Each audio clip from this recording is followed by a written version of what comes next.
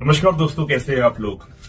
दोस्तों, कुछ गाने जो होते हैं वो काफी खास होते हैं। मैं खास इसलिए बोलता हूं कि वो इस सिचुएशन में रिकॉर्ड होती है जिसके बारे में हम इमेजिन ही नहीं कर सकते हैं। अगर मैं रिफ्रेश करूं और ये बोलूं कि एक ऐसा सुपरहिट सॉन्ग रिकॉर्ड हुआ था जब इस सॉन्ग की जो लीडिंग प्लेबैक सिंगर थी, शी वॉज कंप्लीटली ड्रंक और उन्होंने रफी साहब के साथ एक बेहतरीन गाना गाया था जब वो होश में नहीं थी। रफी साहब उनको स्टूडियो में लेकर आए और जब वो स्टूडियो में पहुंची तो वो लड़खड़ा रही थी। She was not even able to speak properly, ठीक से बोल भी नहीं पा रही थी। लेकिन जब उन्होंने गाना शुरू किया तो पूरा का पूरा गाना वो एक टेक में कंप्लीट किया।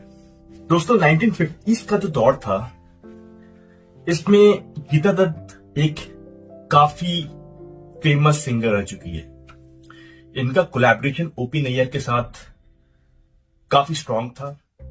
खासकर अगर देखा जाए तो गीता दत्त, रफी साहब और ओपी नैयर का एक ट्रायो हुआ करता था। एक से बढ़कर एक गाना इन्होंने गाया है एक साथ। आंखों में इशारा हो गया। अगर मैं कुछ मूवीज का नाम गिनाऊं तो वो थे आपके Mr and Mrs 55, then 12 o'clock, then CID और भी काफी सारे मूवीज थे। 1950s में सब कुछ सही चल रहा था। गीता दत्त एक से बढ़कर एक सॉन्ग्स गा रही थी, पर बाद में जाके ओपी नैयर और गीता दत्त का रिलेशन जो है वो धीरे धीरे वो फेड होने लगा। और उसका रीजन ये भी था कि गीता दत्त अपने एक पर्सनल इशू से इतना गुजर रही थी जिस वजह से वो रिकॉर्डिंग स्टूडियो में टाइम पे नहीं आती थी। टाइम पे आना छोड़ो, सिर्फ ओपी नैयर का बात मैं नहीं कर रहा हूं, बाकी जितने भी म्यूजिक कंपोजर्स थे, डायरेक्टर्स थे उस समय, वो सभी लोग कहीं ना कहीं वो अवॉइड कर रहे थे कि गीता दत्त को अगर मैं अपने सॉन्ग्स पे लूंगा तो ये वेस्ट ऑफ टाइम रहेगा, क्योंकि वो टाइम पे तो वो आती नहीं है स्टूडियो पे।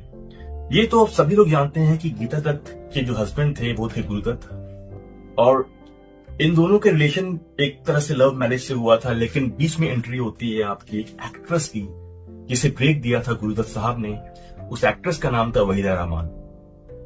अब वहीदा रहमान के साथ ये लोग ने काफी सारे मूवीज में काम किए हैं, चाहे वो कागज का फूल हो गया है या फिर आपका प्यासा मूवी हो गया है, और भी सारे मूवीज में काम किया है। तो इन दोनों के बीच में जो क्लोजनेस है, एक नजदीकी है, वो बढ़ने लगा।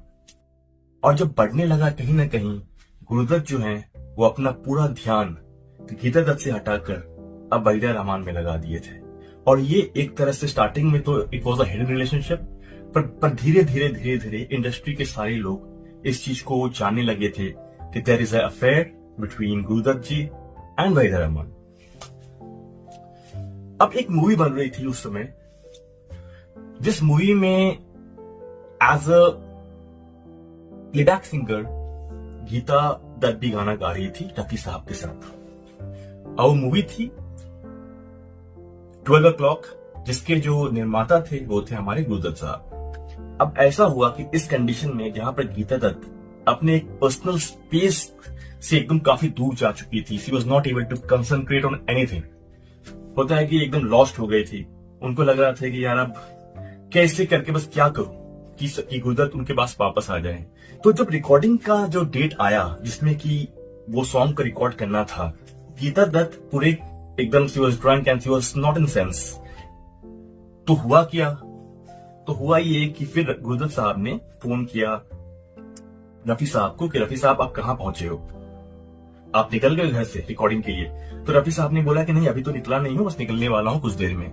तो उन्होंने बोला कि ठीक है, एक काम करो रफी साहब, अब आप जब निकलोगे तो साथ में मेरे घर भी चले जाना और वहां पर जाके आप गीता दत्त को पिक कर लेना, क्योंकि ये सॉन्ग जो है वो डुएट सॉन्ग है, तो अच्छा लगेगा कि आप लोग दोनों साथ में एक साथ पहुंच जाओ। तो इसके बाद रफी साहब निकले गीता दत्त के घर पे, और जब वहां पर वो पहुंचे तो उन्होंने देखा कि गीता दत्त जो है वो अलग ही स्टेट में है, वो लॉस्ट, ठीक से बोल भी नहीं पा रही है, लड़खड़ा रही है, इनफैक्ट वो ठीक से चल भी नहीं पा रही है। एनीवेज, रफी साहब उनको किसी भी तरह एज सजेस्टेड बाय गुरुदत्त वो गीता दत्त को स्टूडियो पे तो ले आए। अब स्टूडियो पे ले आए तो जितने भी आपका जो कास्ट एंड क्रू था, दे ऑलवेज शॉक्ड कि ये तो ठीक से बोल भी नहीं पा रही है, चल भी नहीं पा रही है, गाना क्या गाएगी।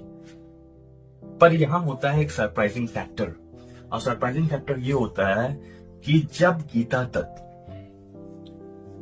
माइक के सामने गई और इसके बाद जब वो गाना गाना शुरू करती है तो ट्रस्ट मी गाइस, पूरा सॉन्ग उन्होंने एक टेक में कंप्लीट किया है। और वो सॉन्ग चलो मैं प्ले कर देता हूं आपके लिए।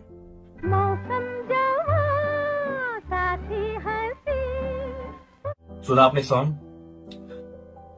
जब भी आप लोग ने ये सॉन्ग पहले सुना होगा, मुझे लगता नहीं है कि कभी भी आप लोगों को ये लगा होगा कि गीता दत्त इस सॉन्ग में शी वॉज ड्रंक, क्योंकि मुझे खुद भी पता नहीं था इसके बारे में। ये तो मैं जब रिसर्च किया मुझे लगा कि अरे यार, लेकिन इस कंडीशन में भी गीता दत्त ने जिस तरह गाना गाया वो काबिल तारीफ थी।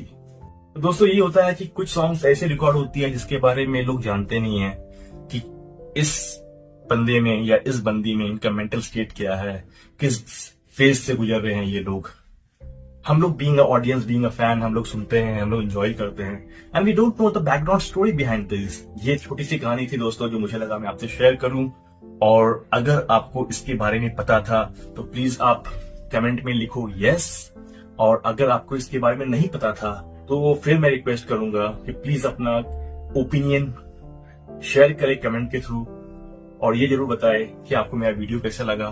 और overall if you like my video please don't forget to like, share and subscribe, क्योंकि अगर आप लाइक करोगे, अगर आप लोग शेयर करोगे तो मेरे जैसे यूट्यूबर्स को, क्रिएटर्स को एक मोटिवेशन मिलता है कि हमने कोई अच्छा काम किया है।